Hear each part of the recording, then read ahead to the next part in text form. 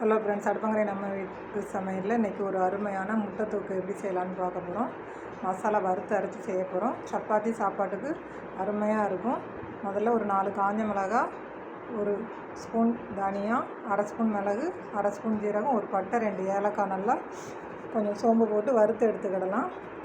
வறுத்து ஆற வச்சு மிக்ஸி ஜாரில் சேர்த்துட்டு அதில் ஒரு 4 முந்திரி, ஒரு துண்டு தேங்காய் சேர்த்து நம்ம அரைச்சி எடுத்துக்கலாம். இப்போ அதே கடாயில் கொஞ்சம் ஆயில் சேர்த்துட்டு அரை ஸ்பூன் தனி மிளகாத்தூள், மஞ்சத்தூள், உப்பு சேர்த்து அடுப்பை மீடியமில் வச்சு நல்லா கலந்து விட்டுட்டு இப்போ வேக வச்சுருக்கிற முட்டையை கட் பண்ணி இது மாதிரி வறுத்து எடுத்துக்கலாம்.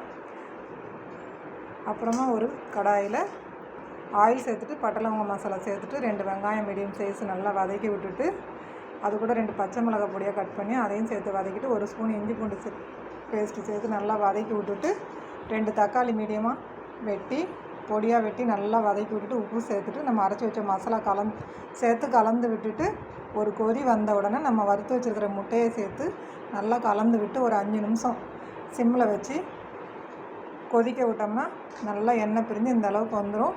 ஒரு அருமையான முட்டை தொக்கு சூப்பராக ரெடி ஆகிட்டோம். நீங்களும் இது மாதிரி செய்து பார்த்துட்டு எப்படி இருக்குன்னு கமெண்ட் பண்ணி உங்கள் ஃப்ரெண்ட்ஸோடு ஷேர் பண்ணுங்கள். அடுத்த ஒரு நல்ல வீடியோவில் சந்திப்போம். நன்றி, வணக்கம்.